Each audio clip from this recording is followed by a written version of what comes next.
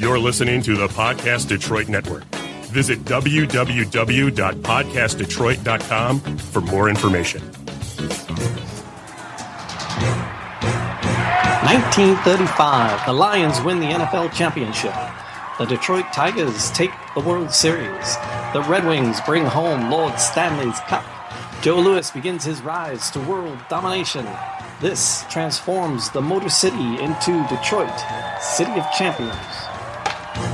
Here we go. Detroit City of Champions, the podcast. I'm Jamie Flanagan. Charles Avison. And we are unfolding the story of the 1935 year. Along with us on the far side of the table, Tom Urich. All right, Tom. And this is just a story that needs to be told. It needs to be told on a podcast, and it needs to be told on the big screen.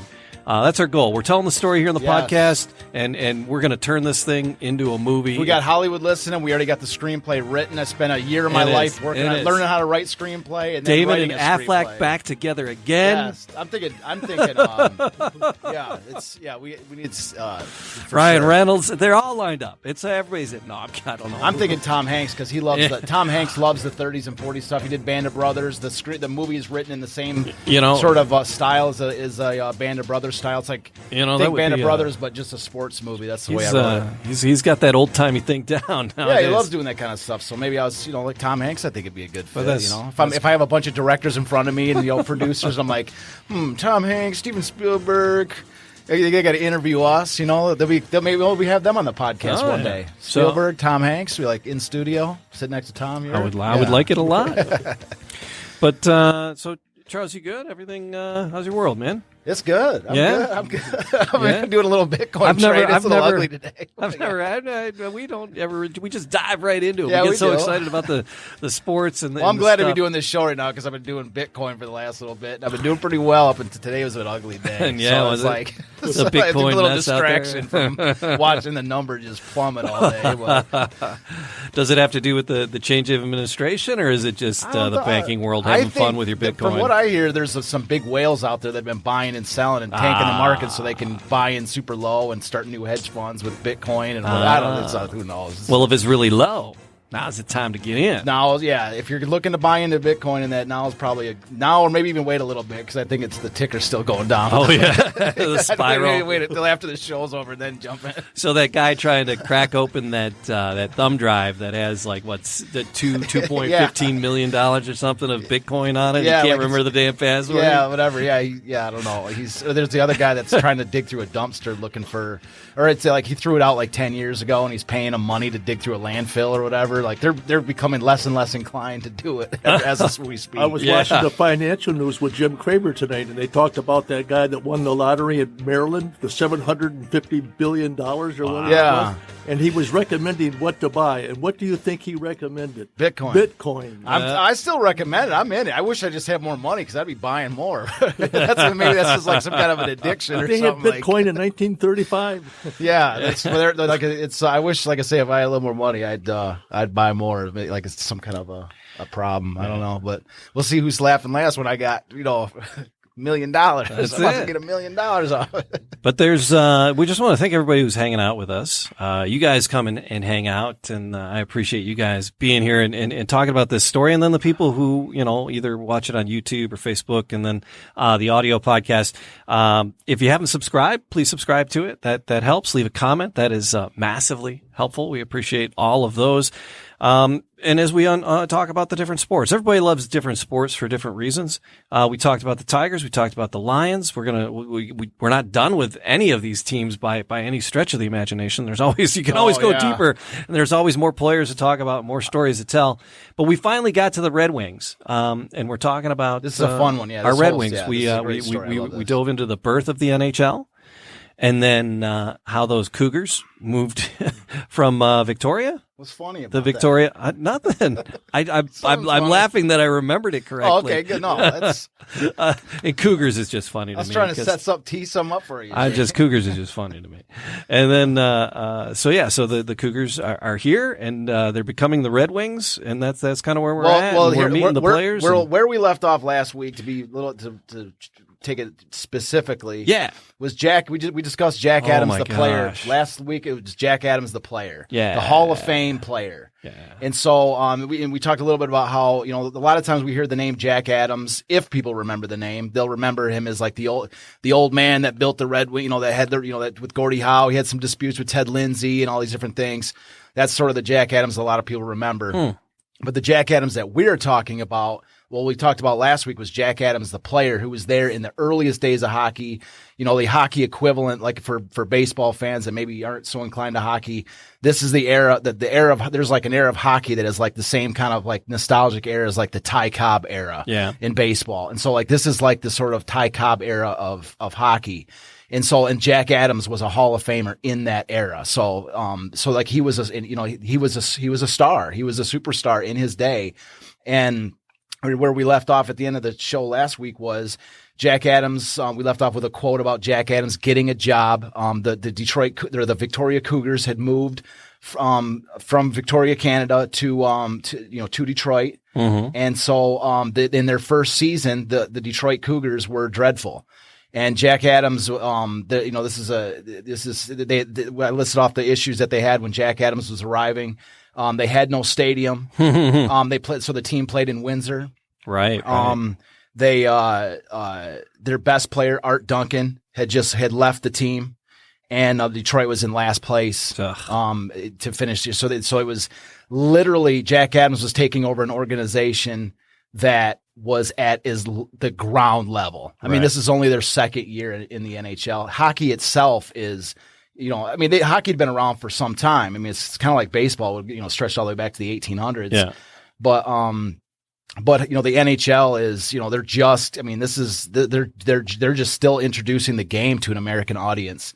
And so this is like the very beginning of the NHL as we know it. And so that's why it's kind of a cool, that's where we left off. Yeah. And just as, so the Detroit team's in last place. They have no arena. Their best player's gone. And as we're going to see this week, in very short span of time, all three of those issues are going to be resolved right off the bat. All right. Okay.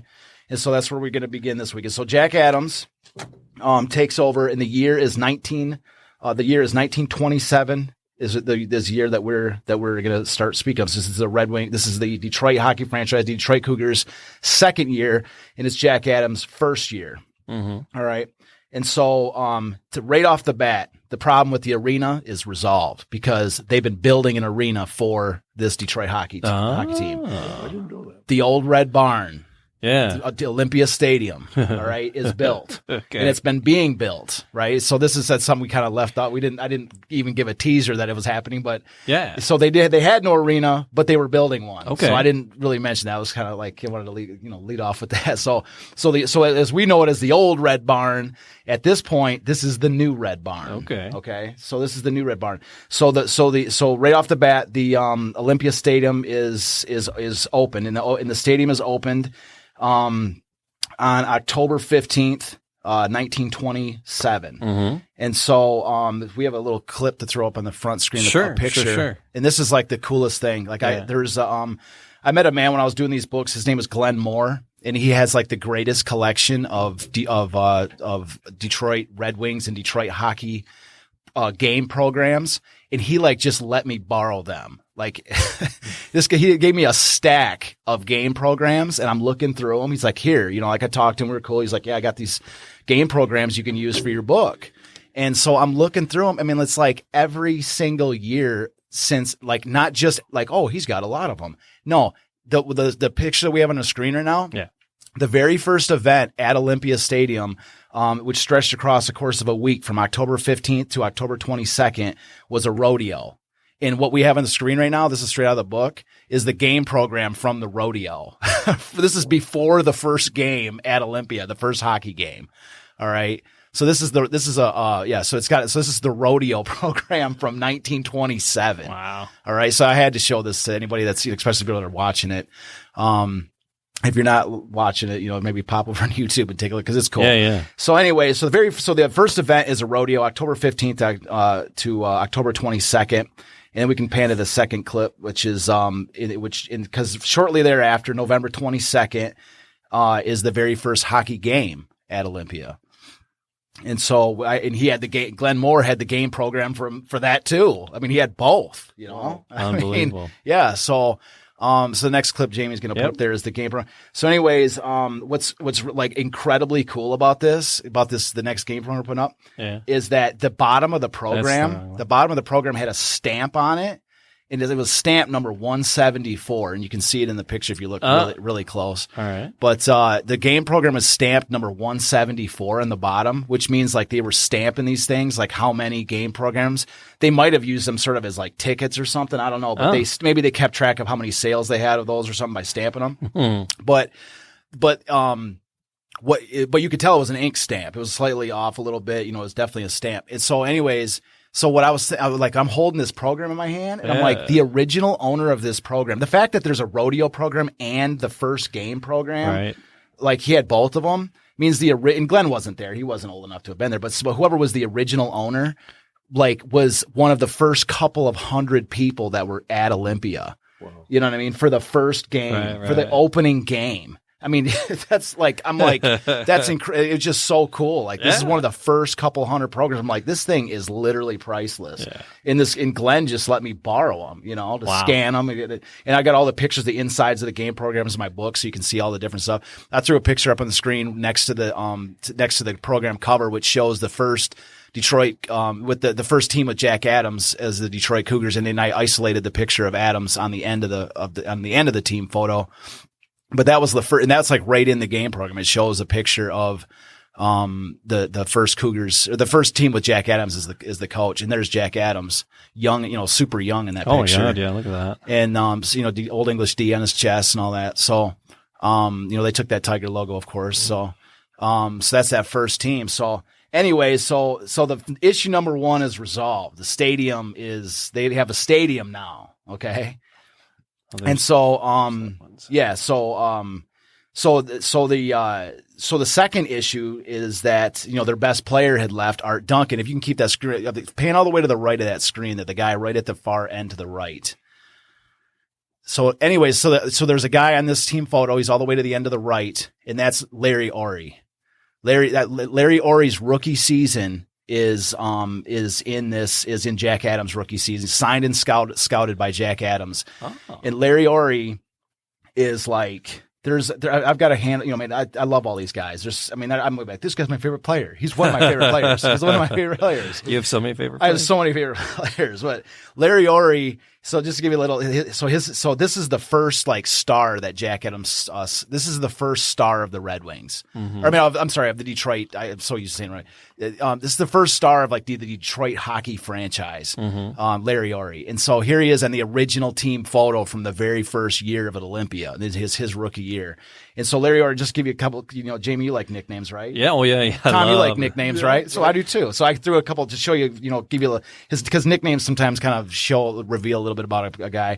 And so he had 3 different nicknames. Little Dempsey, like as in Jack Dempsey. Mm-hmm. So Little Dempsey, the Sudbury Buzzsaw, because he's from Sudbury, I think it was Ontario, Sudbury, Canada. Right. Yep. So, and then the Little Ragman. The Little Ragman. Because, so his style of game was, he was a right wing. And so his style of game was like, he was a total scrapper. He's like they call him the Sudbury Buzzsaw, Little Dempsey. Like this, there's some stories where when we get into him, we'll talk more in detail about him, but because there's so much to talk about with Larry Ory. But he was just like, there was one guy talking a story about how, it was in the late 30s, and some big guy had hit him, and Larry Ory came out of nowhere and just was like a bull terrier, he was pounding on this guy. And so he was like, he saved me.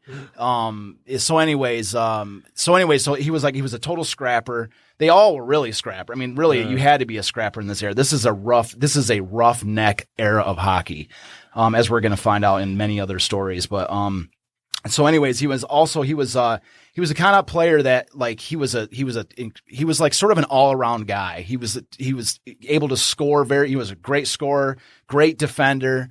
And his nickname of the Little Ragman came from the idea that like when there was a penalty, and James, if you're familiar with the game of hockey, when there's a penalty, you know, one team has to kill the puck. Like the other team, if there's a penalty, one player goes to the box, the other team's shorthanded. And so it's a power play. So the other team's on a power play in that. And so the other team has a one-man advantage. And so your goal is to keep the puck away from the other team as long as you can so that, you don't, they don't score on you with a man advantage. Sure. And so Larry Ory was especially adept at doing that. Oh, okay. Like he could take the puck and he could just like play his own game of keep away. Just like as long as it needed to be done. Like he was just, that's why they called him the little rag man, because he was called ragging the puck, where you're just you're just trying to keep it away from the opponent. Like you shoot it down the ice, you do whatever you can to keep it away from him. And he just excelled at that skill.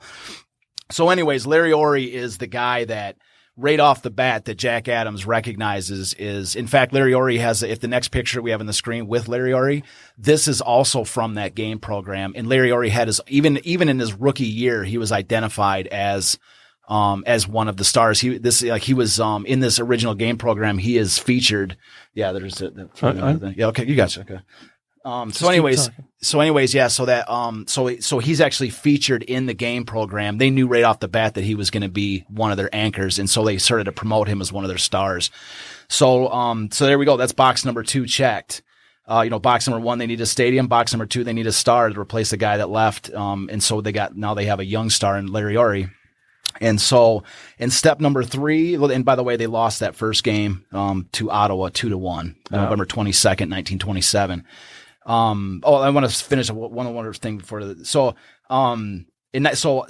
What's also really interesting about when Olympia Stadium opened up, which a lot of people might not know this, is that only a month before, on October 22nd, so a month before the very first hockey game at Olympia, a month to the day, October 22nd, U of M, the Big House, opened up. Oh. So the Big House opened up a month before Olympia Stadium to sort of put so that's what was so cool. And what's really cool is that U of M sent their band to play on opening night at Olympia. Oh. So the U of M band was there playing, and then in between periods, they had figure skaters entertaining the crowd. It was a sold out crowd, 15,000 at Olympia. 15,000 you could fit in there.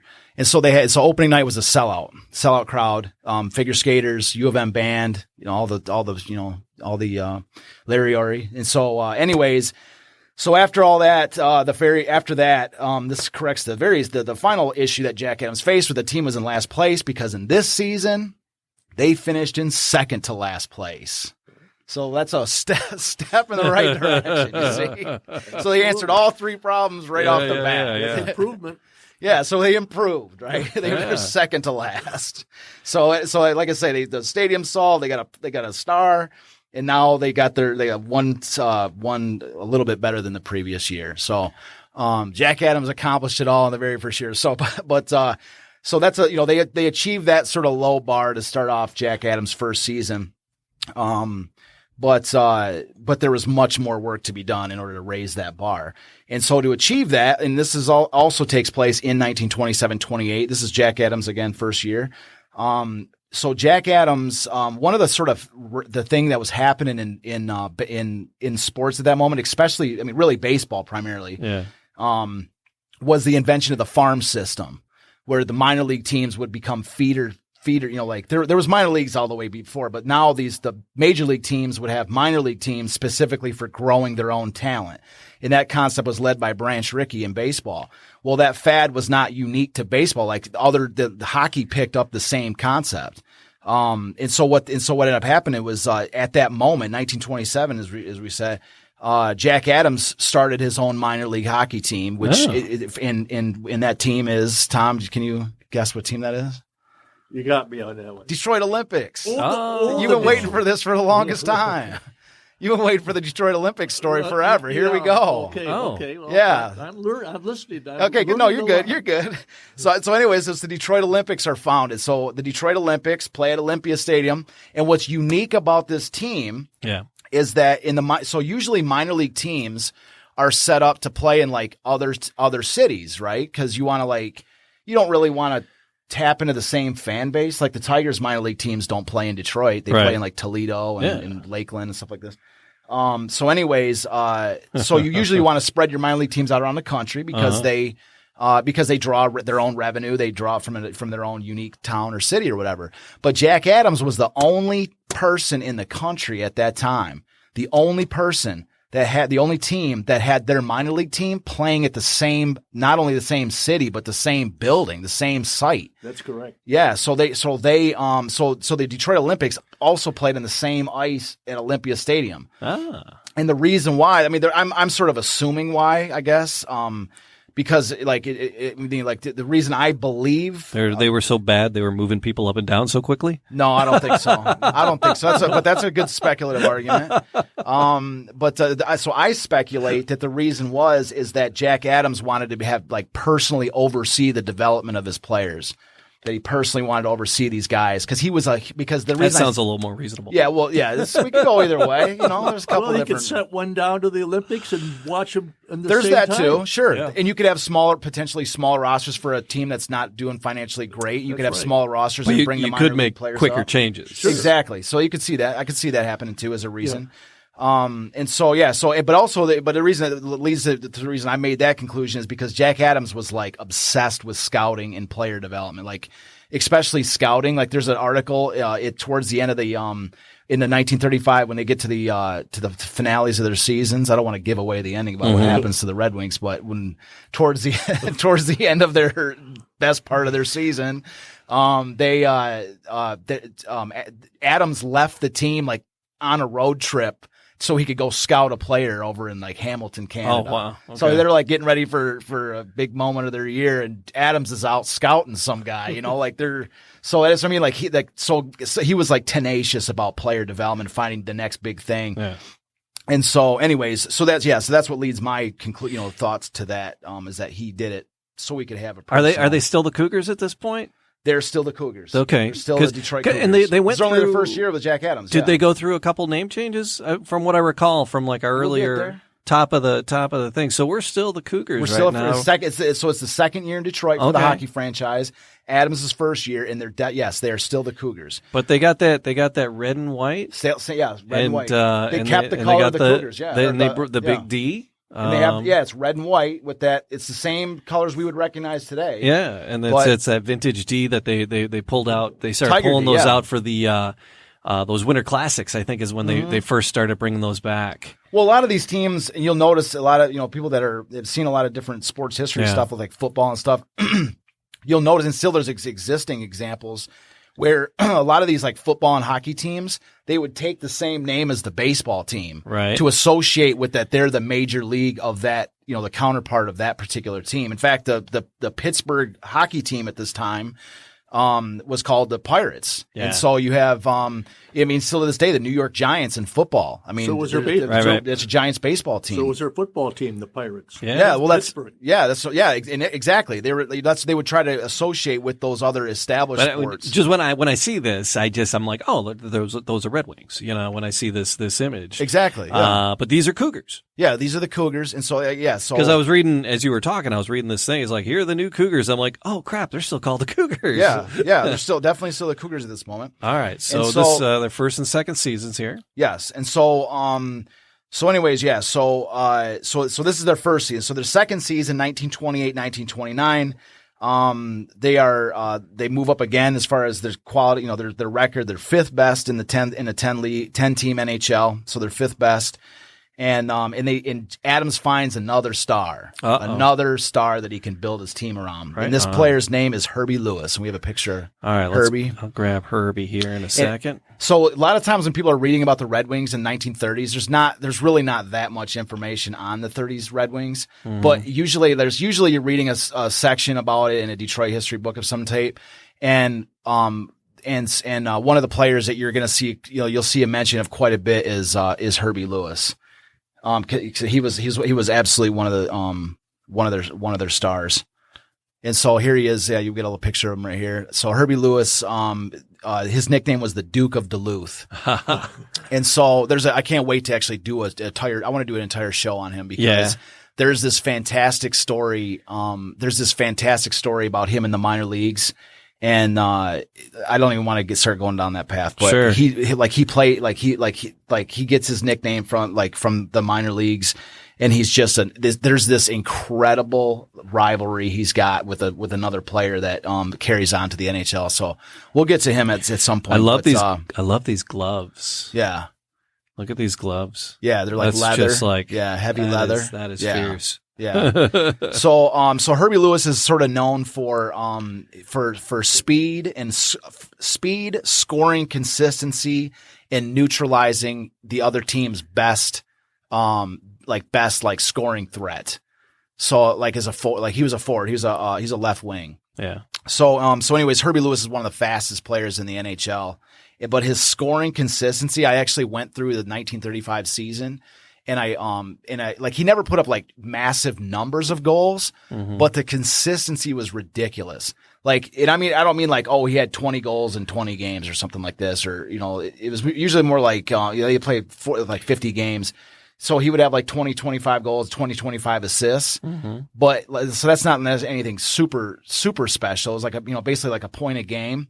But what was interesting is I actually went through, because like when you're reading like article after article after article, and you start to notice that, like, you know, who scored the goal? Herbie Lewis. Who set up the goal? Herbie Lewis. Like every game, Lewis is mentioned is either scoring a goal or setting up an assist. And so I actually systematically went through to like test this theory I had about his consistency, at least in 1935. I didn't do it for every year, but for 1935, I looked at it and it was like, seriously, there was only like one game. There was like the most that it was the biggest span without a goal or an assist was like 2 games. Oh. Otherwise, it was a goal or an assist. Like he never had like 2 or 3. It was always like one. Like he was a contributor like every single game. He was the playmaker. Yeah, but he wasn't like, you see what I'm saying? Like it was just consistency. Like every night it's an assist or a goal. He's chipping in somehow offensively every single night. So like I say, it wasn't necessarily about Herbie Lewis. It wasn't necessarily about his like flash, big time numbers that he put up. It was just that like, it was like game in and day out. You knew you could get a score out of him somehow. And so, but he would, like I say, he was also known for being able to, they used him at least, like he wasn't just did it every single game, but he was like one of the things they used him for was neutralizing, like targeting the other team's fastest and sort of big, flashiest playmaker. They would stick him on that guy, and he would Herbie, and that was what eventually in one of the Red Wings' biggest moments of the year, like Adams would recall and say that Herbie Lewis was like literally one of the top 4 memories he had from his ability to stalemate these other guys. So he was a forward, he was an offensive guy, but he was also tremendous defender and incredibly valuable on that, on defending the other team's forwards. So that's 1928-29. That's the second year of Jack Adams, the third year of the Detroit Cougars. And again, they finished fifth best out of 10 teams with 19-16-9 record. So moving on to the third year of Jack Adams in Detroit, and they find their third star. And we can put that guy's picture up there. Is Ebby Goodfellow. Okay, Goodfellow? Yep. It's a good fella. So Ebby, his full name, Ebenezer Ebby Goodfellow. Okay.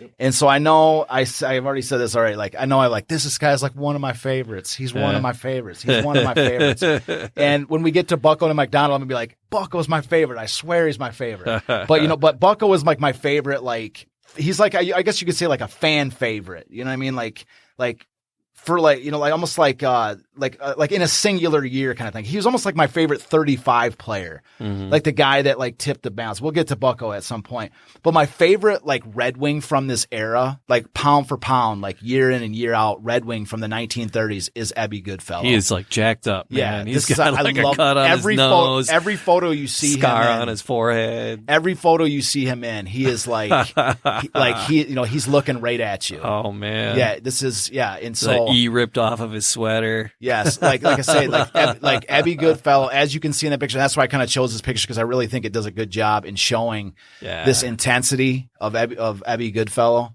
and so the Ebby Goodfellow is this is a guy, and when we get to really diving into Ebby, like I'm going to make a case for why Ebby Goodfellow's name should be retired by the Detroit Red Wings. And not only am I going to make that case, I'm going to make it emphatically. Okay. Like I'm going to make this case, and like when we make the movie, when we make whatever, like I'm going to continue the Ebby Goodfellow, jersey retirement there's no reason. Did they have numbers? Absolutely. Yeah, he's okay. I believe number 5. All right. Because you said his name, and I didn't know. So retire his number. Yes. So retire his number up in the, so, the idea with retiring a number is that a player, they were so good wearing that number that nobody will ever, nobody will ever contribute at the same level wearing that number again. Thus, it's got to be retired. Yep. And the other thing, and the advantage of having that jersey retired is that fans for the rest of time can see that name and be like, hey, Dad, hey, Mom, who's Goodfellow? Who is that guy? Right. And then it takes them back. Oh, I don't really know. Let's look him up. You know what I mean? Like, it gives you a reason why, it's an ever-present reminder at the games of, keeps the history alive for these teams. Yeah. And the Red Wings, they have no jerseys retired for the 1935 Red Wings. Really? There's not a single, but here's the thing. I take that back. Number 6 with Larry Ory is retired. Jack Adams and Jim Norris retired his number when they were at Olympia. And when they moved to Joe Louis Arena, the jersey got lost or something or other. Nobody knows exactly what. There was this big campaign in the newspaper to hang his jersey back up on the rafters, and they never did. And so Larry Ory's number, the only person that's ever worn number 6 since Larry Ory is it was a relation. It was like a cousin of Larry Ory. Yeah. And they specifically allowed him to wear it because he was a blood relation. Right. But otherwise, Larry Ory, nobody's worn number 6 since Larry Ory. But it's not in the rafters. But it's not in the rafters. And none of the Red Wings at 35 are. Not Ebby Goodfellow, not any of them. Even, there's no, and that's what I'm saying, especially Ebby Goodfellow, career Red Wing, career Detroit from the very beginning. One of the most, this guy's a captain. I forgot how many years. We'll get into that when I have the notes down, so I don't give you the wrong amount. And the wait till we get to the contributions of Ebby Goodfellow in his sum total. And I'm telling you, there is no way that anyone can make a case when I put down the case for Ebby Goodfellow's number, retirement jersey, retirement of his jersey, there's no argument that can possibly be made against it. Well, maybe it's because no one, maybe they retired the name Ebenezer. Because no one is called Ebenezer anymore. Always coming in and out there, Jamie. Yeah, that could be the reason. But Ebby's a great nickname, man. That's such a cool name, Goodfellow. So, anyways, Ebby Goodfellow he comes up through the ranks. This is Jack Adams' first success with his minor league development system. So he comes up his first years with the Detroit Olympics, and at the time the Olympics played in the IHL. So International Hockey League, minor league, and Ebby Goodfellow leads the league in scoring. This guy, he plays center, and he is an absolute monster. He's not only one of he's not some big flashy skater. He's a big guy. He's one of his nickname was the Big Fellow. All right. This is like Gordie Howe before a Gordie Howe. Yeah. He is a big man. He's one of the biggest in the league. He loves to fight. He loves to beat the heck out of people. All right. He loves to fight, and he is I've got pages and pages of photos of Ebby Goodfellow slamming people. All right. Fighting people. I have a photo where there's a guy, he threw a guy into his own team's box, where the rest of his team was. And Ebby is in the box fighting the guy. Okay. Ebby is a monster. I okay. love that. And wait till we get to really get into this with Ebby Goodfellow, because when he gets into these, when they're battling against the Chicago Blackhawks, the Blackhawks have a couple of guys. They have this Russian on their team, that is and also a big bruiser type. And Ebby and him go at it repeatedly. Them two hate each other. And I wrote him into the screenplay is like that too. With this, he's one of my main characters. I wrote him in was that he's got this bloodlust for this Russian that the Blackhawks have. And so, anyways, Ebby is just I don't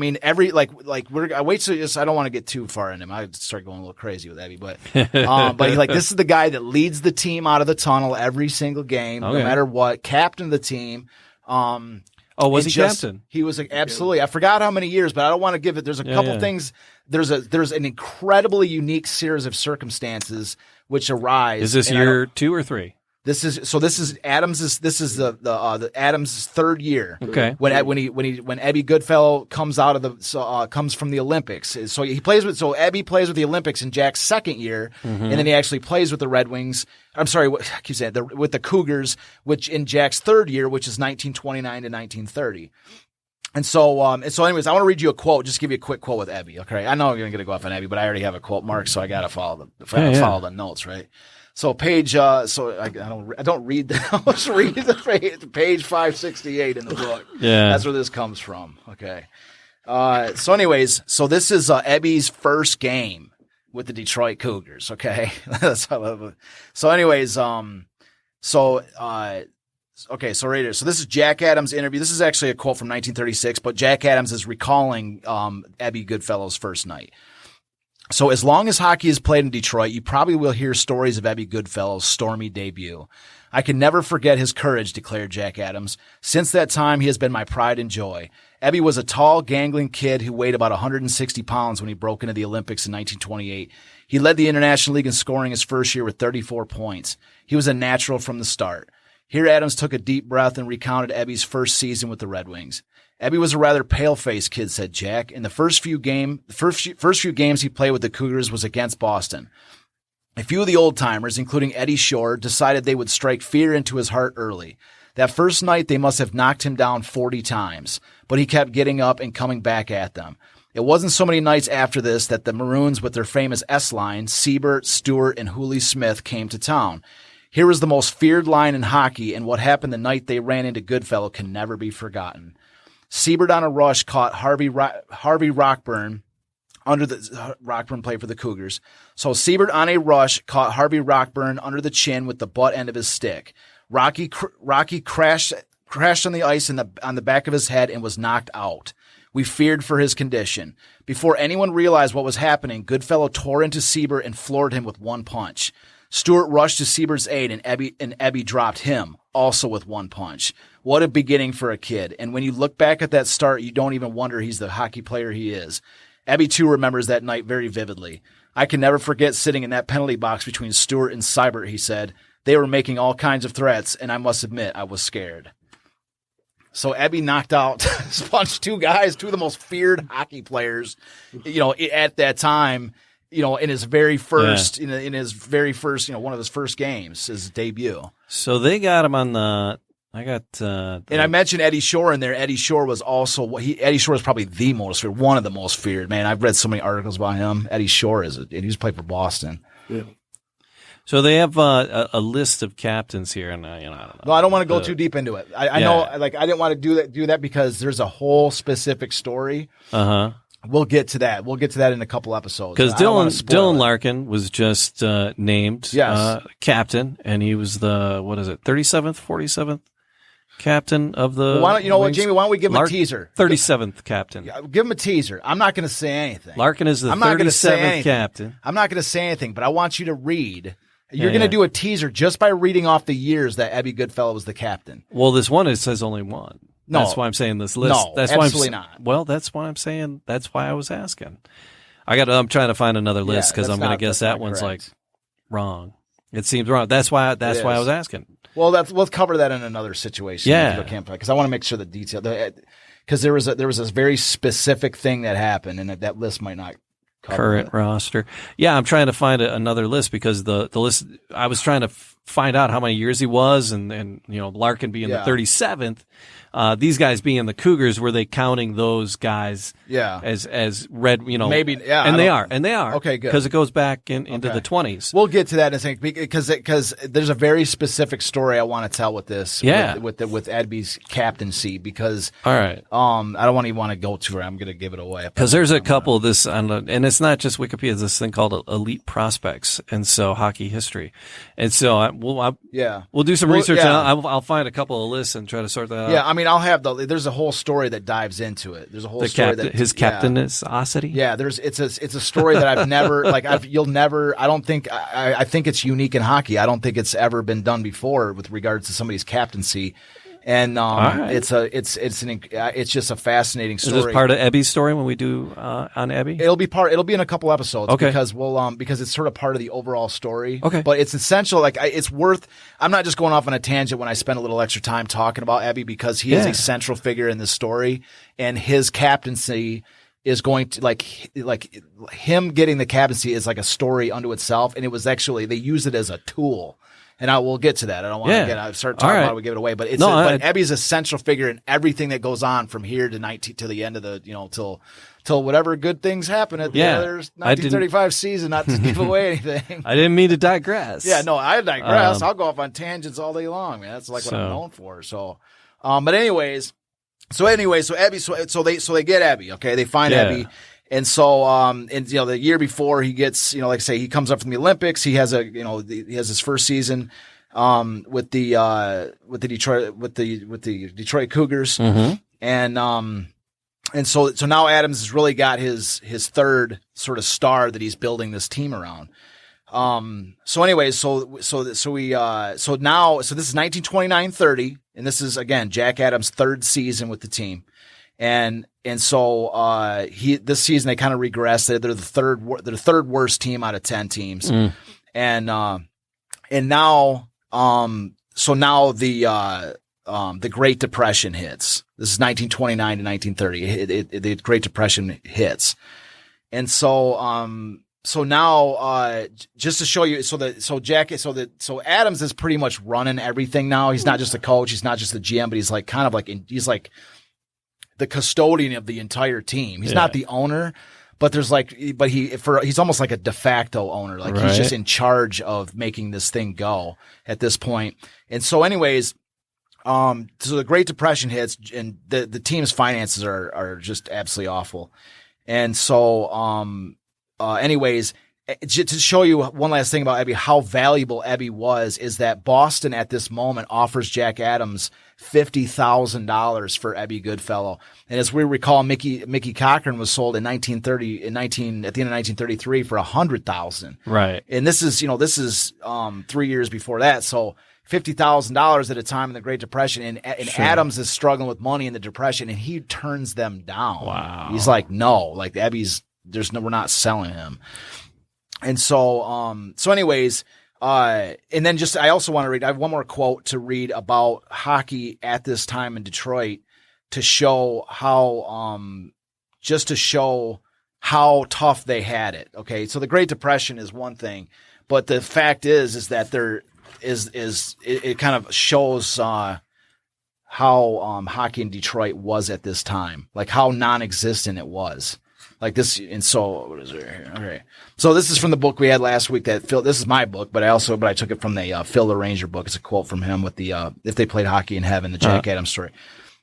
So anyways, so Jack Adams, this is actually from a year or so before. So if Jack Adams' prideful optimism was at its peak when he rolled into Detroit in the fall of 1927 to take over the coaching duties of the hapless Cougars, it was quickly steamrolled back into proper perspective. Jack had some peculiar problems to face, not the least of which was that the hometown hockey fans took delight in rooting for the opposition. Detroiters didn't know or understand hockey. They thought a cross-check in the blue line were Taylor's patterns. Compounding the indifference of most of the city's sports fan was the fact that their hometown NHL club had played his first season. All right. So the fans came out in good numbers, all right, but most were from Windsor, and almost to a man they did their cheering for the opposing team, especially if it happened to be wearing the colors of one of the league's 4 Canadian entries. The cheers were particularly loud when the Toronto Maple Leafs visited Olympia, and the place went berserk when the Leafs slaughtered the Cougars, which happened quite often.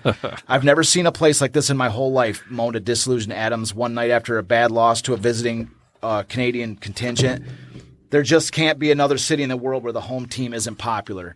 Even when we win, which I admit isn't too often, we get booed. Things just have to change around here.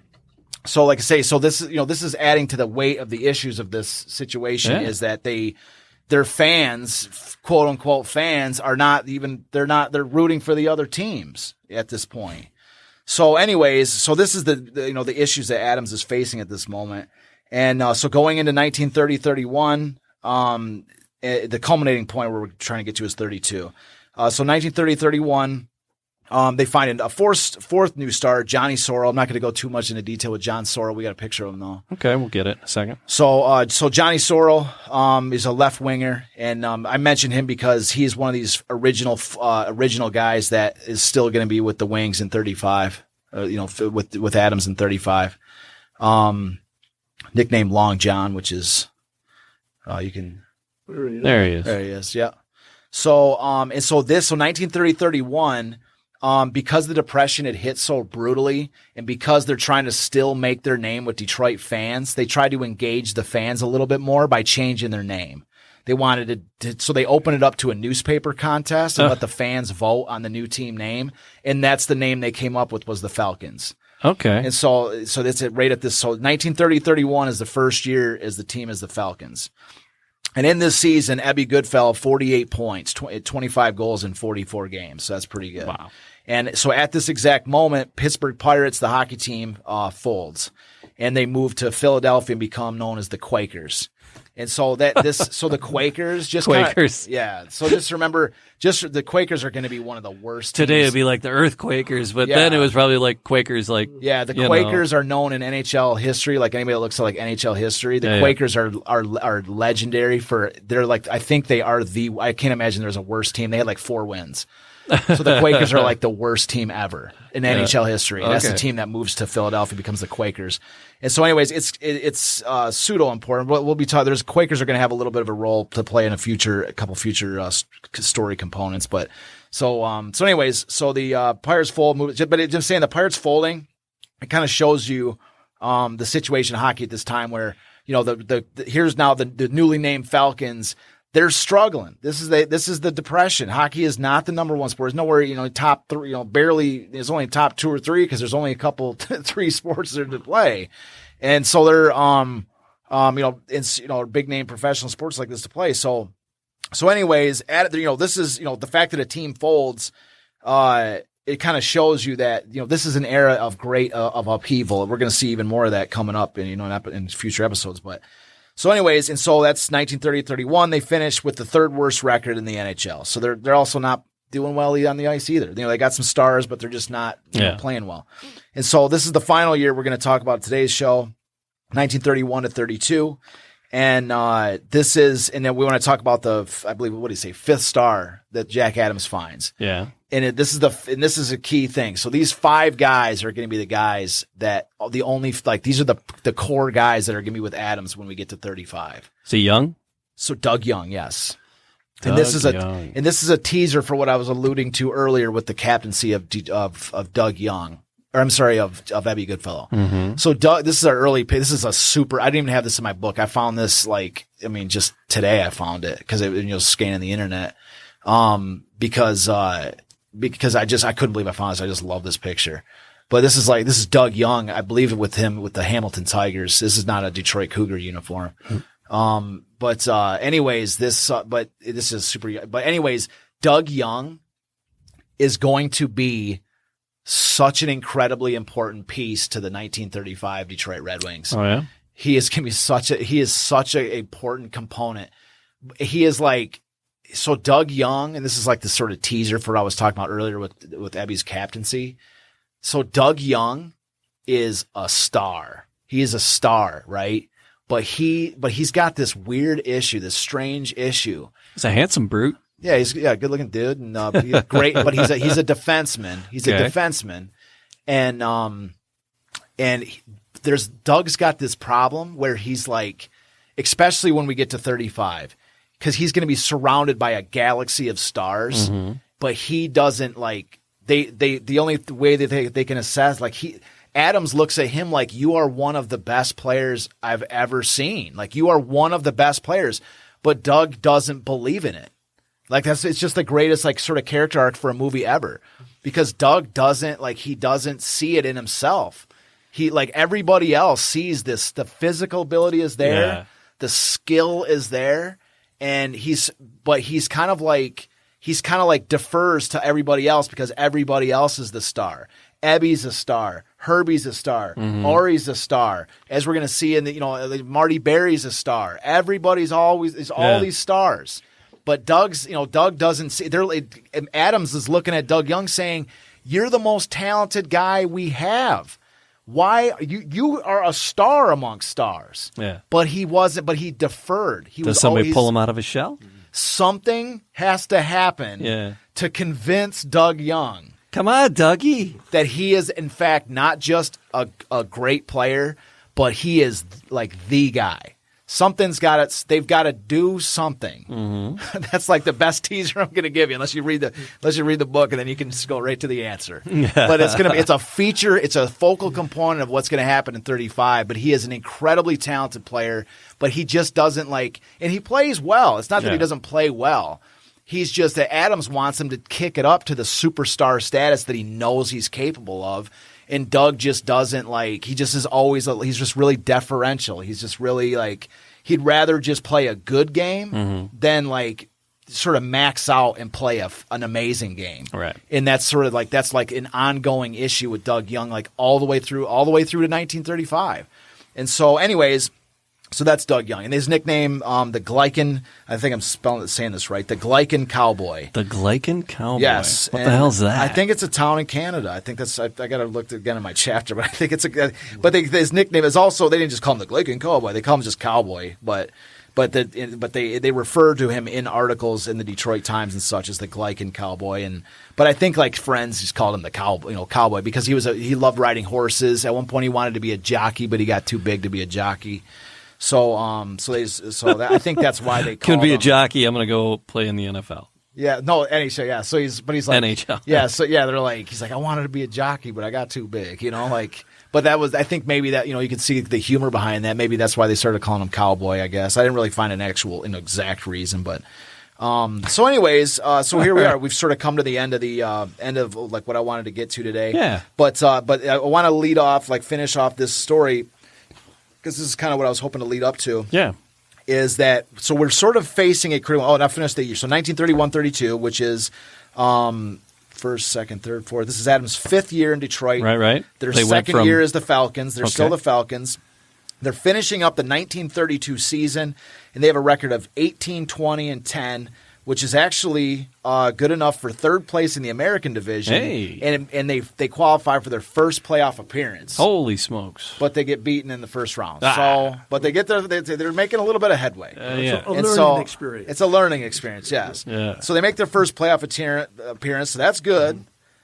But the only downside is the team's bankrupt. So no. That's bad. That's not good, no. So they're so bankrupt. You're I thought you guys were going to say, how bankrupt are they? They're so bankrupt that Adams' bosses are the bankers who are managing the team through receivership. Oh, boy. So, his bosses are on the board of I don't even know, some city bank or something. That's his bosses. And they're, imagine. So the team is cash strapped beyond all measure. So Adams sort of faces a choice at this moment because the bankers, they're just looking to get whatever money back that they have into the team. And so they're looking over at, the only real assets that Adams has is the stars he's collected, And Ebby Goodfellow, they're hey, I thought Boston offered you $50,000 for Ebby Goodfellow. And he's like, where'd you hear that?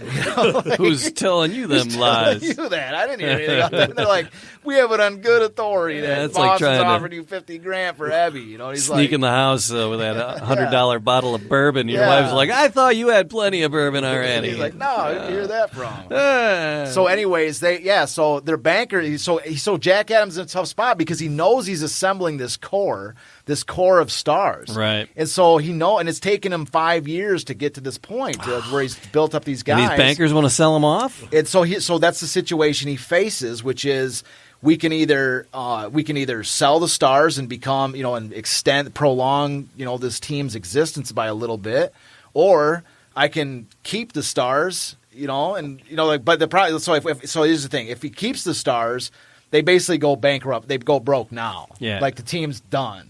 But if they sell the stars, they can carry on for a little bit longer, but he has no stars and the team's going to become irrelevant and they're going to fail anyways, no matter what.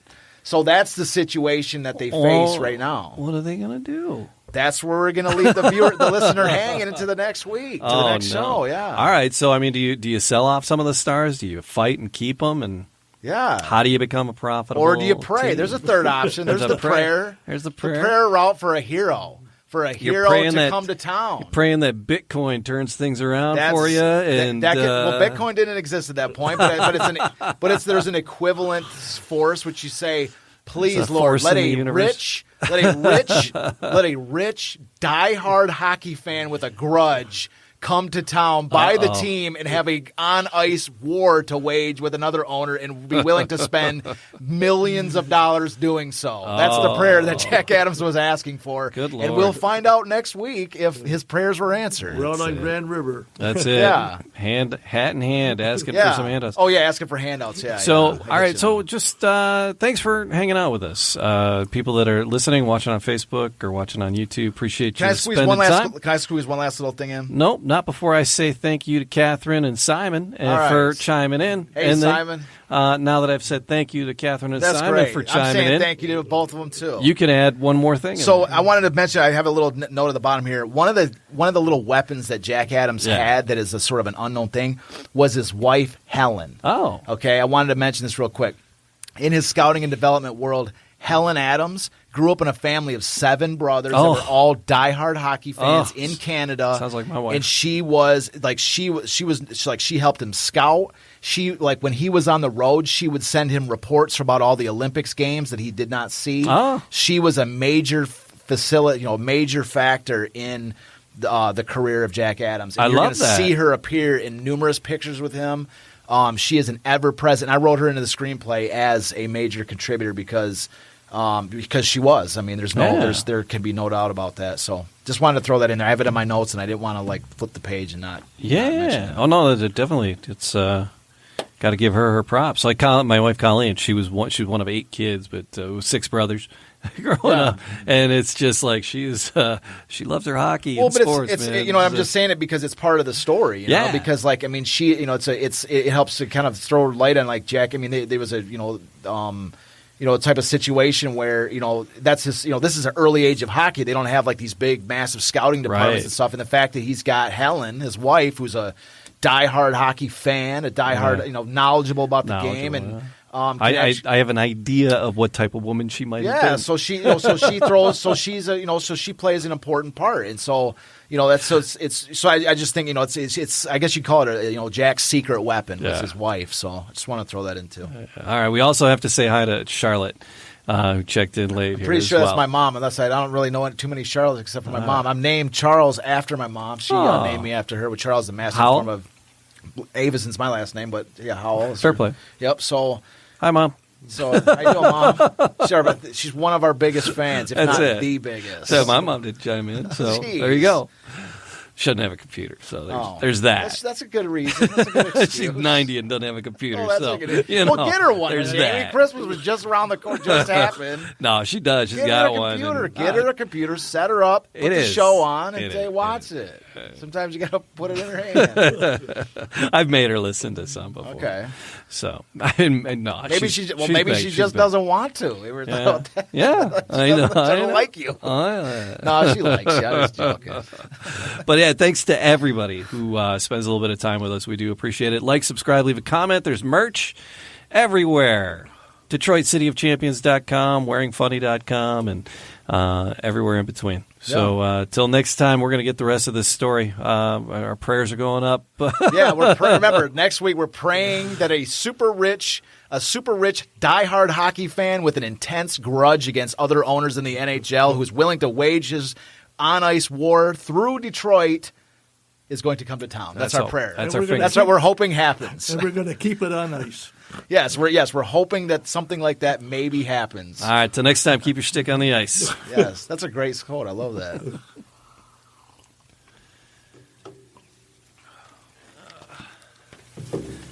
It's the fastest hour in history. It is quick. God almighty, I just sat down.